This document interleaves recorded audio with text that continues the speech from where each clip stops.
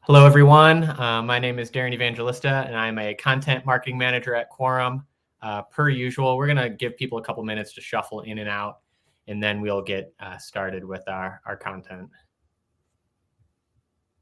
But in the meantime, if anyone's going to be rooting for Ohio State on the Saturday after Thanksgiving, you might want to get off the call now. Or if you're going to be rooting for Army on December 9th at the Army-Navy game, this may not be a good place for you.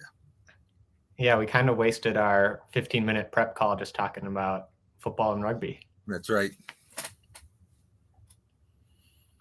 All right, so I will get us started. Once again, my name is Darren Evangelista, and since we're in the final afternoon of Wonk Week, some of us might be coming down from a bit of a sugar rush from all the Halloween candy we ate last night and this morning and for lunch. We decided to bring in a really high energy and enigmatic speaker to discuss strategies for engaging the executive branch. But before I hand it over to you, Bob, I have a few housekeeping items that I want to share. I know you've all heard this by now, but this session will be recorded and we will share the recording and the slides after the event. And second, on that right-hand side of your screen, you'll see a chat box and a Q&A submission form. We really encourage you, especially for this session, we want to keep it interactive. Use that chat throughout, interact with each other and with the speakers, and also feel free to submit those questions in the Q&A as you think of them. We put aside some time at the end of the session, but we'll try to be looking through those during the session. Bob might be able to jump in and answer a question if you have one. So just whenever something comes to your mind, put it in that chat box. Don't be shy. So with that, I think we're ready to dive into the meat and potatoes a little bit. I'm really excited to be joined here today by Captain Bob Shoe Bob Carey, who is the director and chief bottle washer at the National Defense Committee and principal at Empire Capital Strategies, a government consulting firm that he's headed since 2004. His government affairs experience spans public, private, and nonprofit sectors, and he has worked with the U.S. Navy, the Republican National Committee, the Department of Energy, Pfizer, the offices of 2 senators, and so much more. Bob is a really passionate advocate for veterans and has a unique understanding of lobbying and regulatory processes. So with that, thank you for joining us, Bob. Oh, thank you. I really do appreciate this opportunity. And while I may be talking some smack about football, I will try to give you guys something that is useful for you. Let me see if I can share my screen. Let's see, entire screen. There we go. So I hope you guys are seeing this. There you go. So yeah, here's as I said, I'm retired Navy. 10 years active, 22 years reserves, post 9/11. Uncle Sam invited me involuntarily to come back and active duty about 4 times. But in between those times, I worked in the Senate. I worked at the Department of Energy. I worked at the Department of Defense as a civilian, Department of Interior, and then also did a lot of work from the nonprofit sector on the veterans and military side. As well as on Medicare, Medicaid, and some tax issues.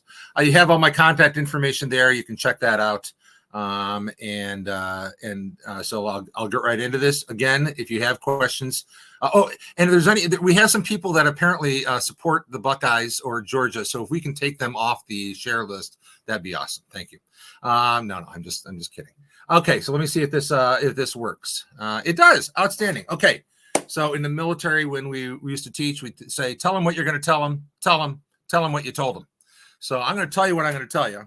I'm going to go over the themes of executive branch policymaking, how I engage the White House and how I see some other folks I think are successful engage the White House, how they separately engage the executive agencies. I'm going to deep dive a little bit on some regulatory policies. I know you all had a regulatory policies an executive regulatory procedures video yesterday. So I figured they probably talked a lot about the broader issues. I'll go into some deep dive stuff. And then if we have time, I'll go into campaigns and transitions. I don't think I got my slide in on that one, but I can go over that with you as well. Okay. So now I'm going to tell you. Article 1 versus Article 2. Congress. I mean, frankly, and I can give you the background in this. It's been academically shown as well. Congress is all about getting reelected. It's secondarily about passing stuff. And so what they're worried, and people that will vote, people that are mad at a member of Congress will more likely to show up and vote against them than someone who likes a member of Congress will show up and vote for them. And with a 60 to 65% voter participation rate in presidential elections, getting your base out is important, and suppressing the people that are going to be mad at you, not by voter suppression methodologies, but just like by not making them mad is an important element. And in my opinion, the executive branch is someone just posted a really funny thing in the chat if you want to check it out about the Buckeyes. The executive branch, you have the political appointees who are all about leaving a legacy before they leave. Some change, some expansion, some protection, some cutting back before they leave. And the average political appointee only stays in their job for 18 months. And then you have the bureaucrats who are all about making things as easy as possible on their bureaucratic process. Not because they're lazy, because they do actually work really hard, but because the processes are so difficult that they try to standardize them and minimize them as much as they can. And we'll also share this with you afterwards. Something that I've always thought is yes versus no. When I was working in the Senate, everything was done by unanimous consent, sort of in that way in the House as well. Any staffer, because of that, everyone in Congress can say yes. Very few staffers have the authority from their member to be able to say no. You sort of made it when you can run on down to the floor and tell whoever's managing the bill, my boss will object to this, and he asks you to object. Conversely, very few people in the executive branch can say yes. Everyone can say no. It is easy for the executive branch to say no. And so, whereas in Congress, it's a lot easier to get to the yes. In the executive branch, you're trying to get them past the no. You're trying to help them out in a way that gets them past the no. And then, some aphorisms that, are cheeky and old and corny, but they're also true. People are policy. Who you put into positions in the executive branch, especially in the political positions, will drive policy. Policies will change, not because the law has changed, not because the regulation has changed, but because the person in charge has changed. And you need to look at that. Money is policy.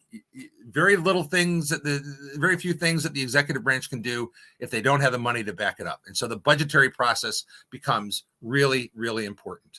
And you learning, in addition to the regulatory process, you learning the budgetary process and how the executive agency works with the Office of Management and Budget, how that goes into the president's budget, how you can actually put new laws, recommended laws into the president's budget. All those things, can really help you out. And then press is policy. I would say that the chief of staff may be the most important person to the president, but the next most important person is the director of the Domestic Policy Council and the press secretary. And so what you have at the daily press conference, what you have being said about the administration in the press is really important. Tip O'Neill used to say all politics is local. I think that's transformed into all politics is personal. And the reason I say that is because those relationships with the executive branch people, look, I mean, I worked at the Republican National Committee in the 14 and 16 cycles, but I still do a lot of work with the Biden administration because, there's some things I'm liberal on and I support them. But they also, the people that are in the Domestic Policy Council or the Office of Public Liaison, they know me from my previous work. And so they may disagree with me, but they'll generally give me time. So I do believe that all politics is personal. Okay. So I talked about the Domestic Policy Council. Every major issue has that's not part of the National Security Council has a staffer on the Domestic Policy Council, and they're not as wide. Your average congressional staffer, especially in the House, I say is a mile wide and an inch deep. The and it's not that they just have to handle so much that they're not able to get down in the deep very much. The Domestic Policy Council folks usually have a smaller portfolio, and so they're able to deep dive, and they usually come with a lot of background experience. So your Domestic Policy Council folks, where the White House does want to get involved and push something, they have a lot of experience, they have a lot of power, and it's something you can try to take advantage of. But then there is a White House liaison in every department. And I don't know how many junior, campaign folks have said, I don't want to, they want me to be the White House liaison to the Department of Defense.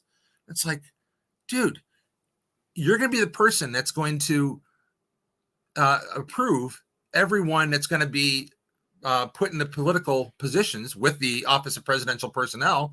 But that is a really powerful position.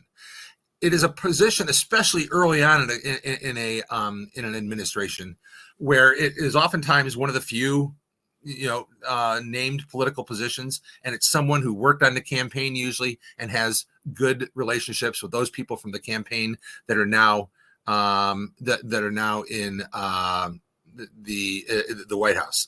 And someone said, "I would love that job." I'm assuming you'd say White House liaison. Best way to get jobs is to work the campaign.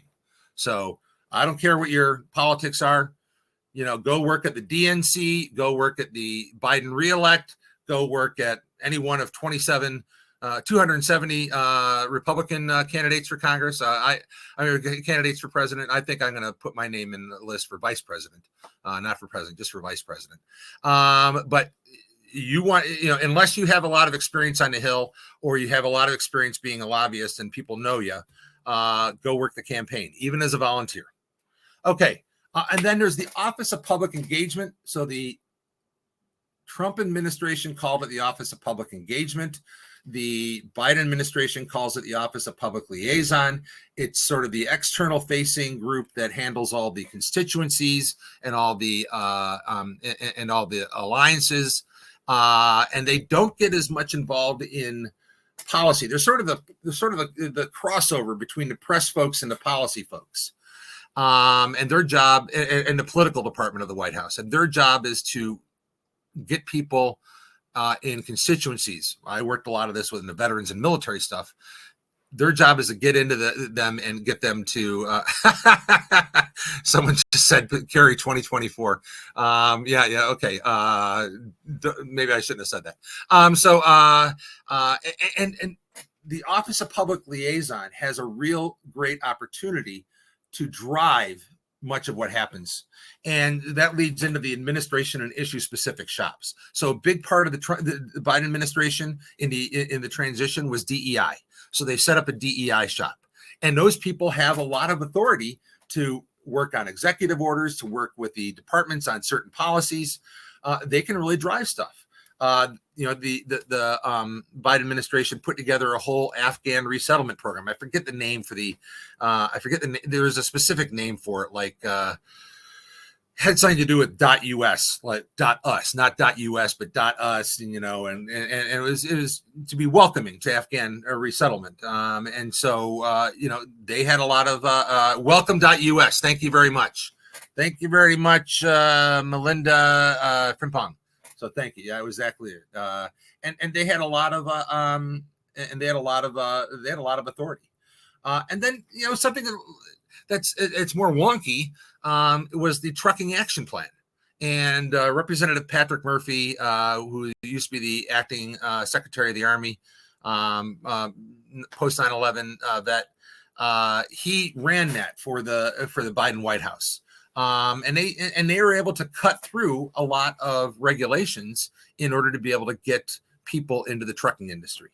And then the Trump administration had their Prevents Task Force on veteran suicide prevention that was run by someone who came from, who had a lot of experience in this, and they had a lot of money behind it. And then they had the Office of American Innovation. And people at first are sort of like, what is this office? And why is Jared Kushner running it? Well, because President Trump trusted Jared Kushner, and he basically ran a lot of things through Office of American Innovation. And so it had a lot of authority. Okay. So that's the White House. And the White House will pick and choose where they're going to drive down into an executive branch and get and force something to happen. On the executive branch, you have the political appointees, but you also have the career civil servants. And the career civil servants oftentimes will have the attitude of, I'll wait you out. I've been a political appointee in the Department of Energy. I've been a senior executive service as a career civil servant in the Department of Defense. I've been a political consultant for the Department of Interior. And do not underestimate either the ability of the bureaucrats to kill something or to continue what they want to get done, even while you're there as a political. And they have a lot of authority because they're so big that, the White House can't monitor it all.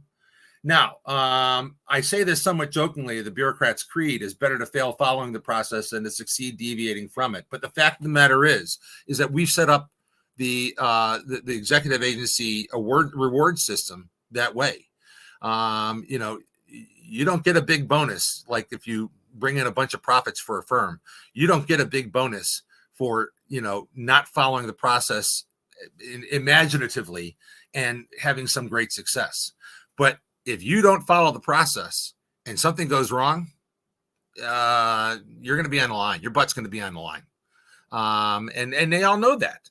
And so, they can always say, hey, I followed the process. I'm sorry that the process didn't allow the success to happen, but I followed the process. And there's really not a whole lot you can say. On the next one about they all have money they're desperately trying to get rid of, but no one knows about it or wants to go through the process that will make it painful to do. That's painful to do so. In addition to the contracts which are put out by the request for proposals and the regulations, there's also, I forgot to put this in there, there's also a lot of grant programs. And a lot of these grant programs are rolling grant programs. Every single department has a laboratory, a research department, every single department, and they have buttloads of money. And they have rolling, that is a technical term, buttloads of money. They have rolling grant times. It's not, a lot of grants will say, we're opening up the grant application on January 1st. We're closing it on February 28th, and we'll announce it in May. A lot of these laboratories have rolling grant applications. And it may not be, your client may very well want to sell something to the government, but and it won't be the full-blown contract that they get in for the entirety of the process. But you can use these grants, especially these rolling grants, to do a research proposal to show a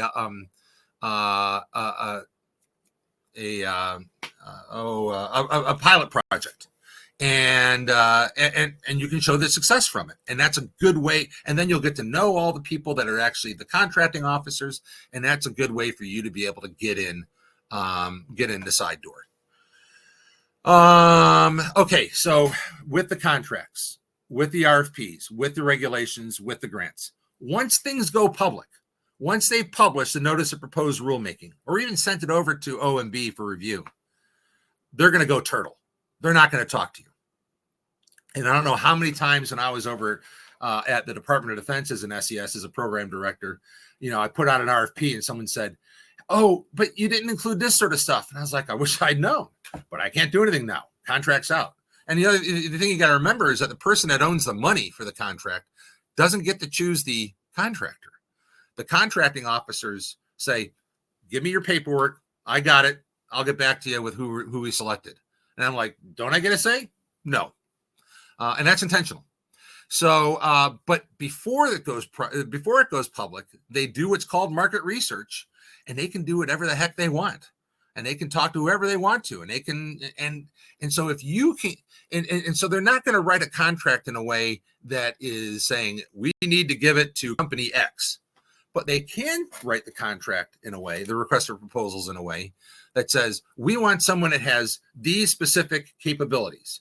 And if you get in there ahead of time in the market research phase, you can hopefully write that grant or contract RFP in a way that then maximizes your probability of getting selected.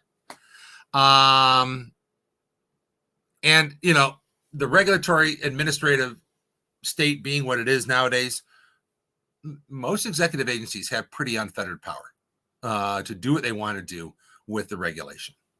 So you need to realize the reason you need to learn the regulatory process, the reason you need to learn the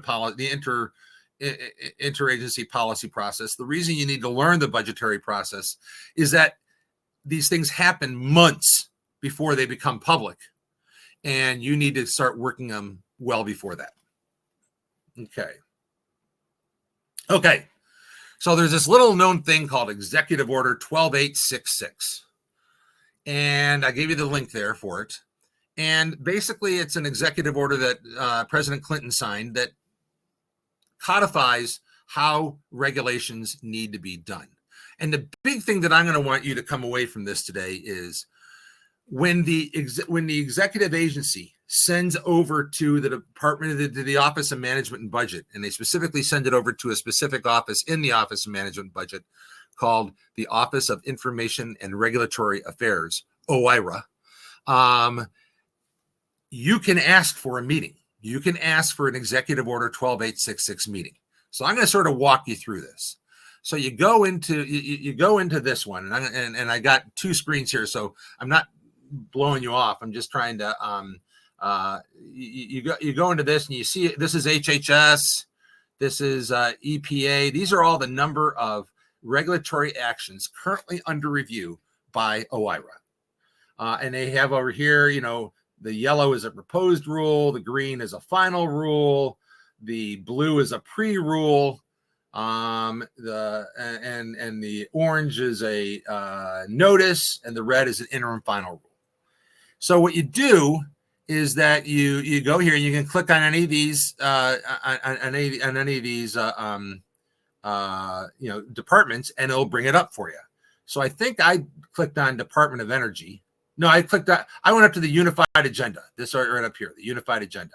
So you go into the Unified Agenda, and you can then select the agency, and it will show all the regulations that department is looking to get out in the next 3, 6, 9, 12 months. So you can select an agency, and I chose the Department of Energy, and here's all the Department of Energy and the stages they're in. Proposed rule stage, final rule stage, and over here is called the RIN number, the Regulatory Identification Number, and all regs are done with that. And you can click on those, and it will bring it up. So, I clicked on, I think it was the export procedures for the export of electricity, which just sounds fascinating, I know. But the fact of the matter is that, and Jade, thank you very much for putting in there as well the link. And this process for Executive Order 12866 meetings is meant to be difficult. They don't want you to use it, and people don't understand it, because one of the things that, there is an article about what I was doing on some regulatory stuff, and they said that I was able to get some unprecedented meeting with 15 members of the VA and 10 members of OMB, and they're like, obviously he's abusing privileges in order to be able to get this. No, I made a 12866 request, and everyone showed up for it. And they publicize, they'll put publicly who all shows up at the meetings. So you can then go to this, view the rule, and you can look at who else has asked for a 12866 meeting. And you can go to the CFR, the Code of Federal Regulations citation, the legal authority, and they have the RIN number again. So you can then, you go up to this regulatory review, and you can go to the you can actually ask for the EO 12866 regulatory review. Okay. And so and then you can select the agency, and you can do it by if it's under a 12866 review, or if it's under in the last 30 days. Okay. So I went back to the Department of Energy, the Energy Conservation Standards for Expanded Scope Electric Motors. Okay. And I got that by searching through here. And you can view all the EO 12866 meetings, but this circle is where you can request an EO meeting. Okay. You can request one yourself. And this is what it looks like. And you put in your name, you put in the organization. And if you're representing someone else, you put in your client, you put in your email address, you put in your phone number, and then you click that you're not a robot. And then it's going to ask you for additional people that you want to have in the meeting. And you put that all in. Now, they're not really, let's see if I got, yes, they are required to give you the meeting. It's difficult for you to say, it's not like they say, here's 15, times that you can request a meeting. It's only going to be for 30 minutes. Okay. It's only going to be for 30 minutes. And they used to do them in person. Now they're not even doing them by Zoom. They're doing them by telephone, by conference call, which sucks. And I'm trying to convince the director of OIRA to go back to live meetings. But lots of people show up for this. I did a 12866 meeting on veterans educational benefits. I had 5 people from OMB. I had 2 from the White House, and I had 6 from the Department of Education. And they're not going to discuss the proposed regulation with you. They're gonna say, we're not allowed to do that. But they sometimes will ask questions. And the fact that they're asking those questions gives you the opportunity to figure out where to drive this further. And part of this is that and the other thing is when you're back in when you're back on the next screen, you'll actually be able to upload documents. So you can upload testimony, you can upload letters, you can upload point papers, you can pretty much upload whatever you want. Now, you don't want to upload 30 documents because they're not going to read it. But if you upload 2 or 3 good documents, you can even upload slides that you want to use for the meeting. And these will all be public record. And anyone else that can come on in can see the 12866 meeting that you held, who was there, what documents you uploaded. And you have up until 24 hours after the meeting to upload your documents. And then it shuts down. And you can play that. You can play that so that you want to put a lot of you want to put a lot of comments in there, and you want people to know that you're looking at this, or you can do something, or you can play it a little closer to the vest. The reason that and I already talked about the meeting used to be in person. The reason I talk about this is I go down here to the legal requirements. So there's something called the Administrative Procedures Act, which runs how executive agencies have to do regulations. And increasingly, I find that the executive agencies go through this public comment process to check the block. They put out their regulation, their notice of proposed rulemaking, their proposed regulation, and that's what they want to do. And unless something really goes wrong, they're not gonna change from that. And so the Administrative Procedures Act requires them to read every comment and to comment on every comment, and to say either why they're going to change their proposed regulation or why they are going to not take into account what was suggested. And the reason I say this is that there's an element of the Administrative Procedures Act called arbitrary capricious decisions. And if the executive agency is found to have engaged in arbitrary and capricious decision making, and you have, this is where the EO 12866 meeting comes in, because you can then you can go back to those EO 12866 meeting and say, look, we told them about this. We told them about this during the proposed rulemaking. We told them about this during the final rule discussion. We told them what the problem was going to be. We told them in our public comment, and they just blew it off. And we believe that is an arbitrary and capricious decision making. And increasingly, courts are finding that, yes, that is in fact arbitrary and capricious. Now, that requires you to also undertake legal proceedings, but the threat of them can sometimes get them back to the negotiating table. And so, you know, I would also bring in your counsels into these processes as well. There is also something called a petition for rulemaking, and I've done a couple of these. Some others have done some effective ones. It usually helps when you have a friendly administration. And if you work with the White House on, you know, you're working with the White House on something already, you can say to them, hey, how about I throw you a petition for rulemaking? And then they can say, oh, see, people want this. We're going to put it into the Federal Register and see what people have to say about it. And that's a good way to start the process.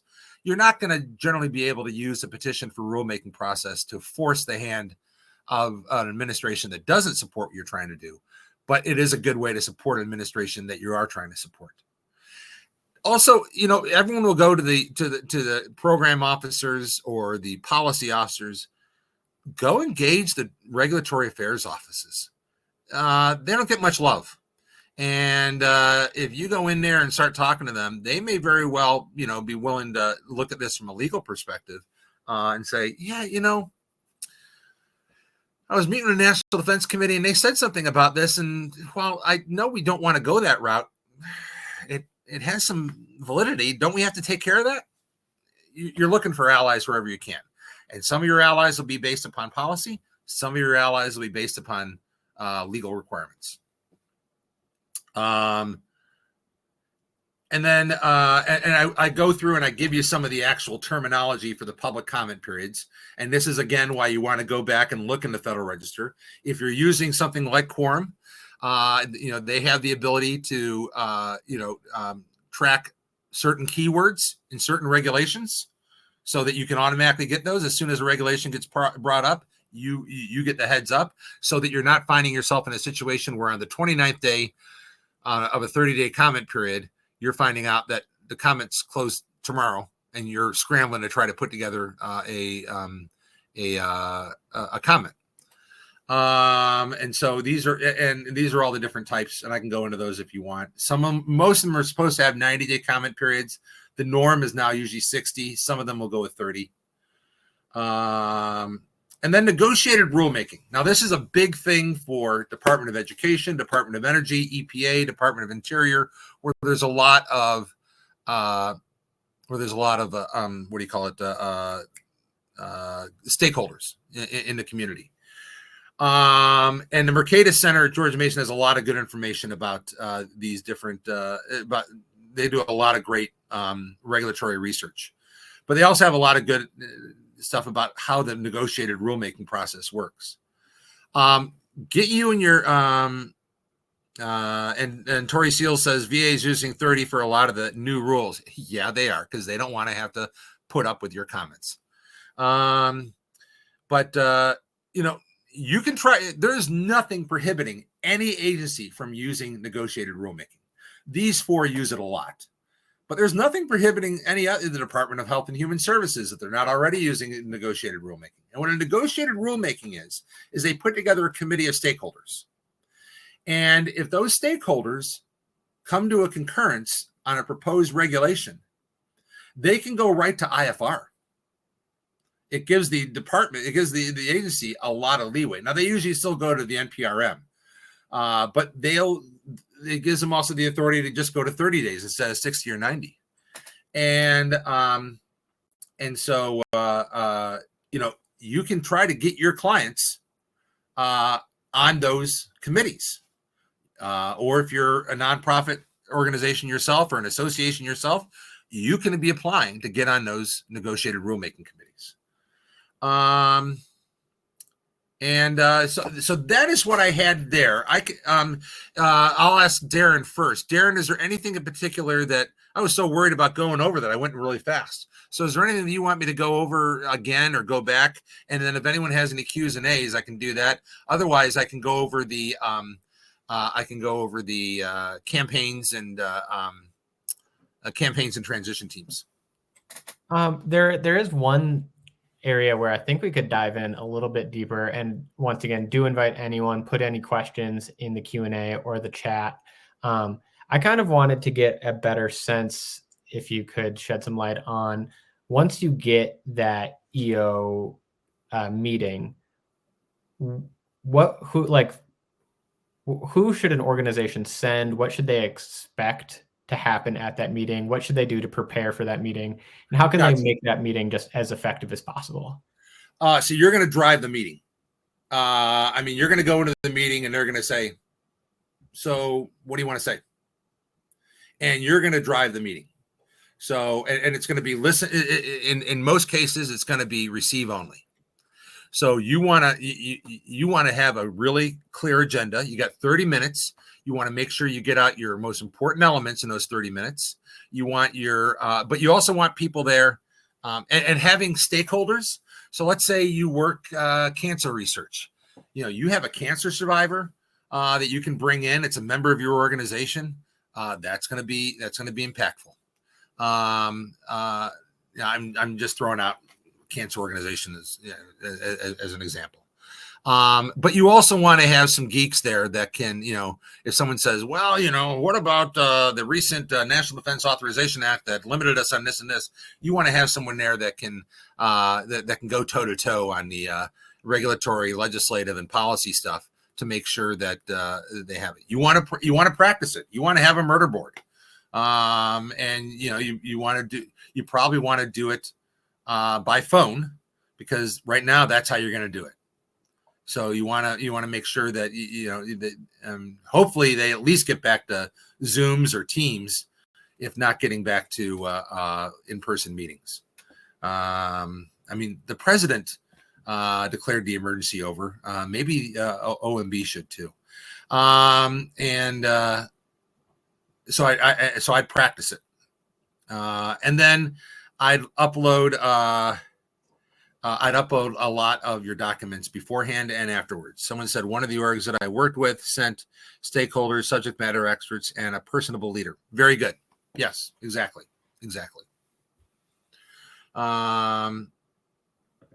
And then, I've probably done, 10, 15 of these, and I've probably had 3 questions asked.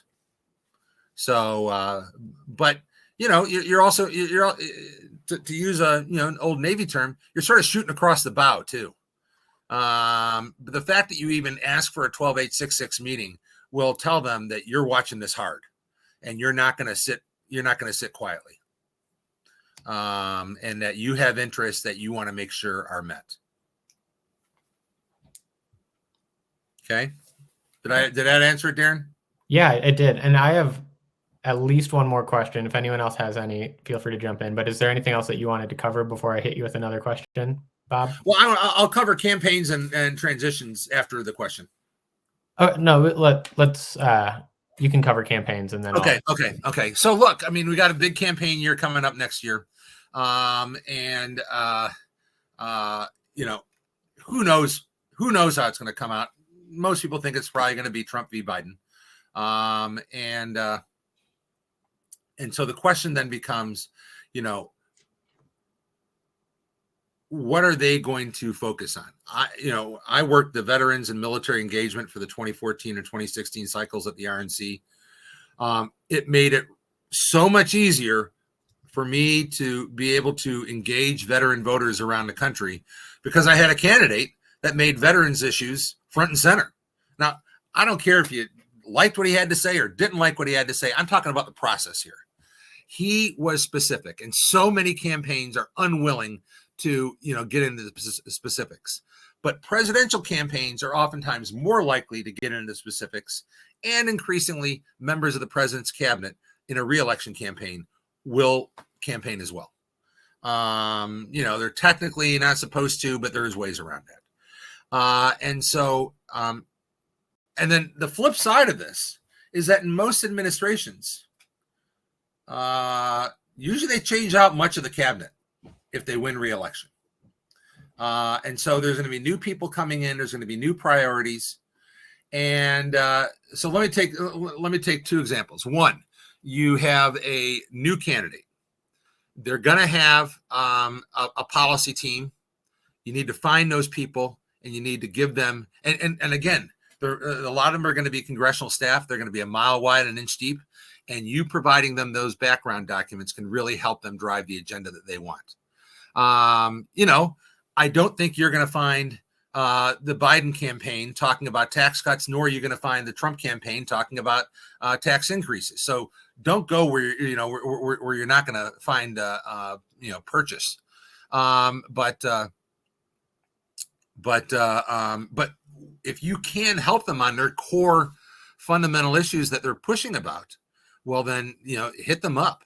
And the parties, the DNC and the RNC, they really don't get that involved in policy issues. They're all about get out the vote. They're all about voter turnout, and they're all about the campaign infrastructure.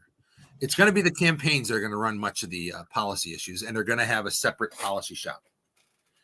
And then, while some campaigns will start up a transition team like in September, October, many of them really won't do anything until after the election is over. But once the election is over, it's pretty fast and furious. And they will transition teams have both. They'll have multiple teams. They'll have a team that sits back in the transition office and thinks up policy. They'll have another team that sits back in the office and looks at who they're going to put in place, who they're going to put in the different jobs.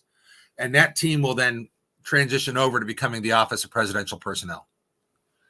And then they're going to have individual teams for each department, for each federal agency.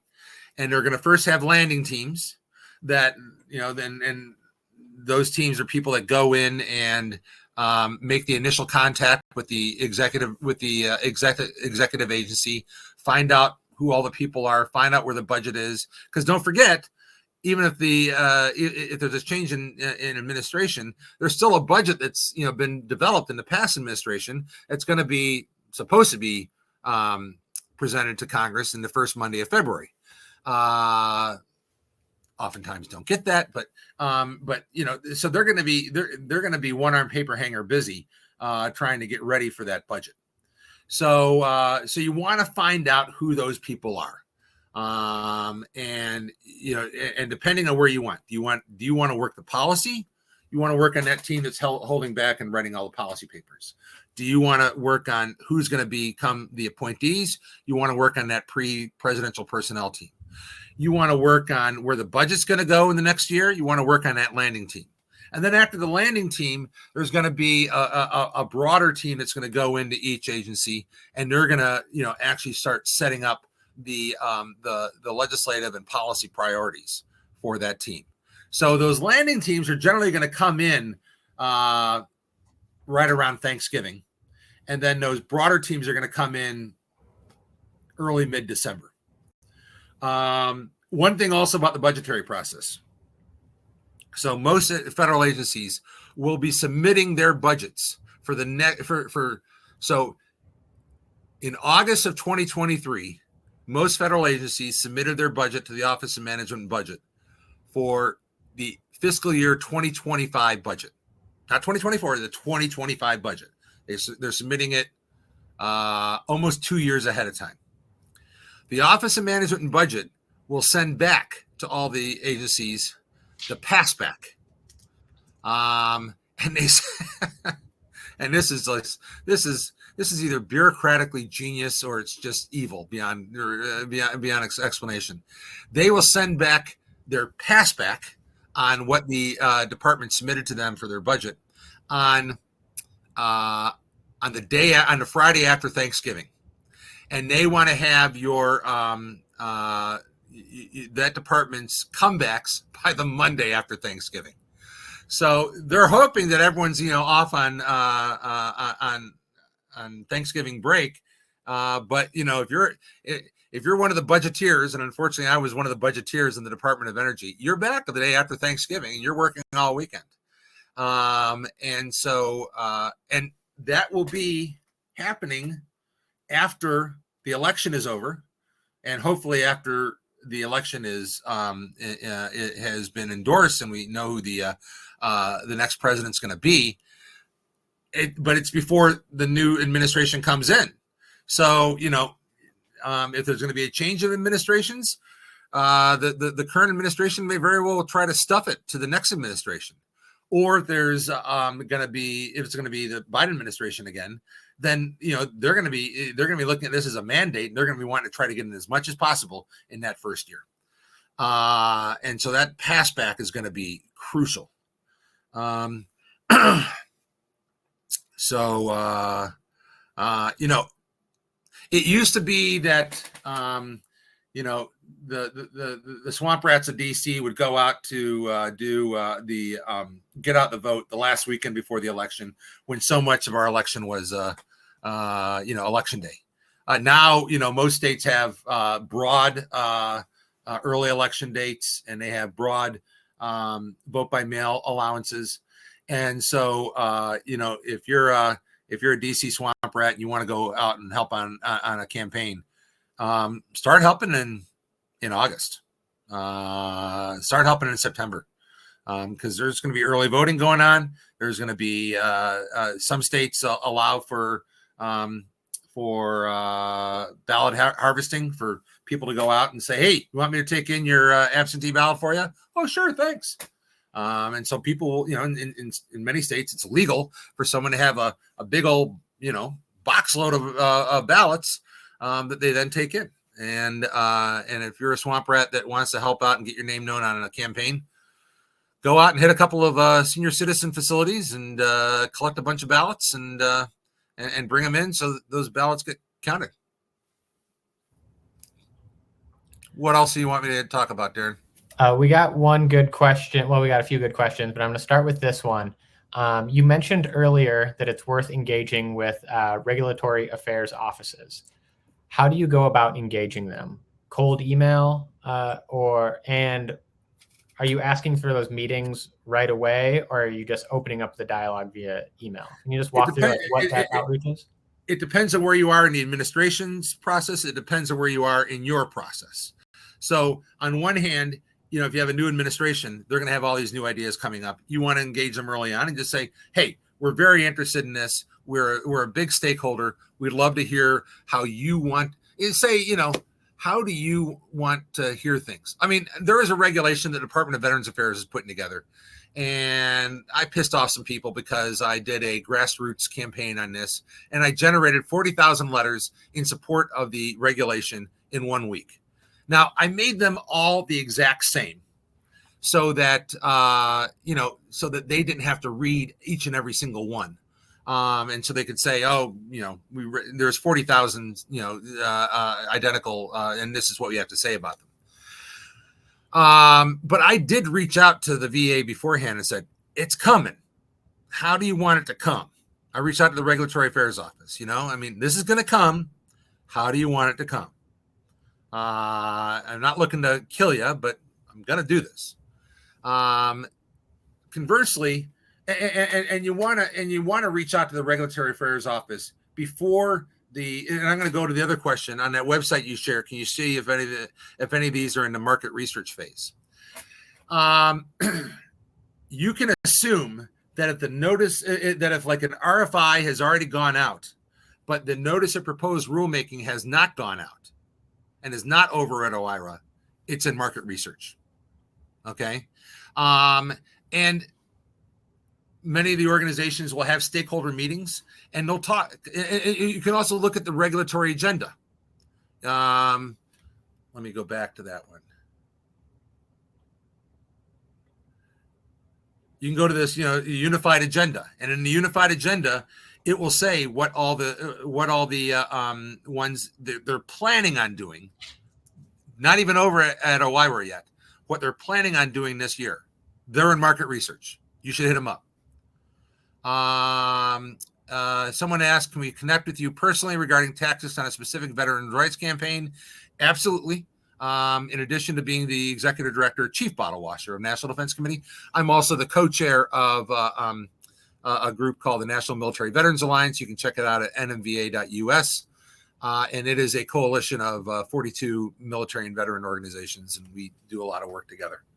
So if it's on a unified agenda, it's probably in market research. But you're also going to hear about it, and this is where, in some ways, this is very much like Congress, in that shoe leather lobbying is how you keep your ear to the ground.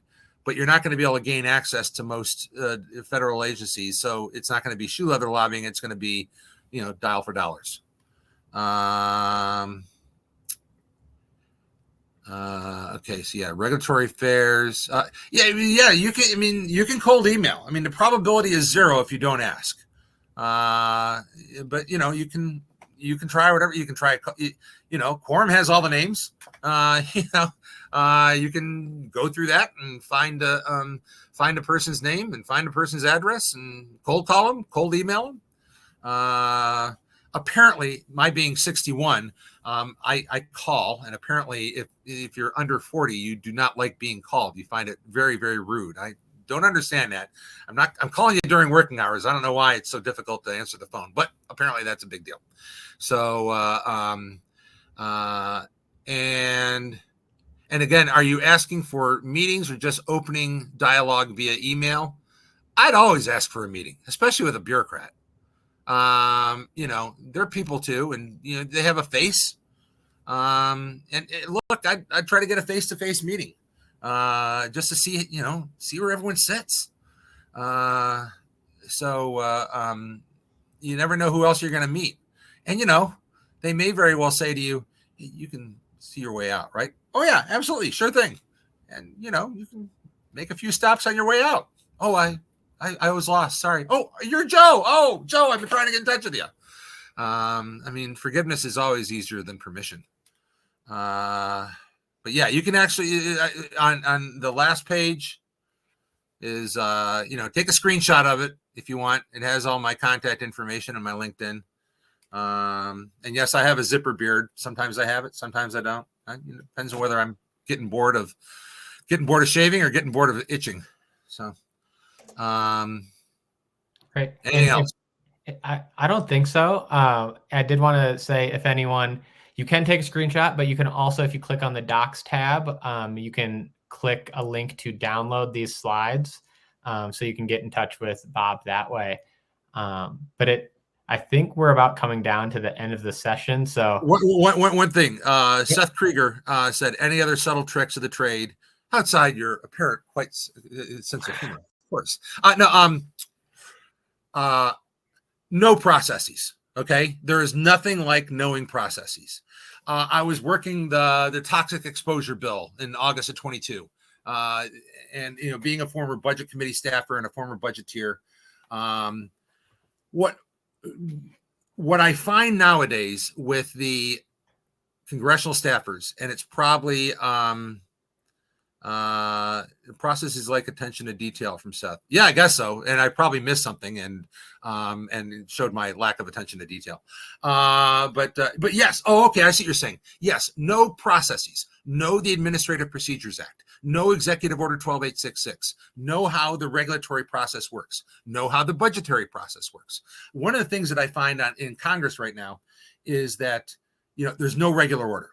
When I was working in the Senate, I would spend 30 to 40% of my time on the floor. We would have an appropriations bill on the floor for 2 weeks. It would be amendment-orama, vote-orama, and I'd be there at 11 o'clock on a Friday night on the DOD appropriations bill, making sure that some amendment didn't come through that I know my boss would hate. That doesn't happen anymore. And so because of that, these staffers, they don't know the budgetary process. They don't know the Budget Control Act. They don't know the rules of order of the Senate or the House. They don't know how to work the Rules Committee. And if you know it, you can help them. I mean, I was telling this one senator staffer, he's like, well, we're going to be going into recess on Friday. It's like, no. Leader Schumer is going to go to the floor and ask unanimous consent that the Senate go into recess until, September, and go into recess for that is your boss can object to that unanimous consent motion. It is a debatable motion. It is an amendable motion. Your boss can say, I want to amend that, and we won't go into recess until we get through this bill. We'll stay, and we'll stay all weekend. And so many staffers don't know those anymore, because nowadays most bills are decided between the majority and minority leader and the chair and the ranking member of the committee, and then it's presented as a fait accompli to the chamber, and they vote up or down. And if you can help them with these processes, you'll do them a world of good. So yes, Seth, learning how a bill works in the House, the most undemocratic institution in the world is the U.S. House of Representatives. If you're not on a committee, you don't get squat to say. It's not like the Senate where, anyone can technically go down and offer an amendment. If you know those processes, though, you'll, one of the orgs I worked with sent stakeholders, or are they afraid to make waves? Yeah, you got to make that call. I've been known to run around town and say, I don't mind a good trench fight, but I'd much rather have a deal. And some of my military buddies say, yeah, Bob, I think it's actually that you don't mind a deal. You'd much rather have a good trench fight. Be who you are. I'm a fighter, and people don't hire me. People don't hire me to, because there are plenty of people in this town who know everyone and whose work starts at 5:00 because they go to all the fundraisers, and that's how they get stuff done, and they have a check in hand. More power to them. They do it right. Also, I'm a geek. I'm a wonk. I'm a fighter. And that's where I come. So, and I have plenty of clients that say, yeah, I don't want to say that to these guys. Okay. You're paying. So. All right. Well, I think we should wrap this up before we get our next session going. I think we promised a high energy session. I think we delivered on that. So thank you so much, Bob, for joining us. The next session coming up at the top of the hour is applying data-driven insights to public affairs strategies with Jonathan Scharf, the Director of Insights at Subject Matter Kivit. So once again, thank you everyone for your questions. Thank you, Bob. To join the next session, you can just stay right on this page. But Bob, any closing words before we say goodbye? Call me if you want me. All right. Take care, everyone. Thanks for coming. Bye-bye.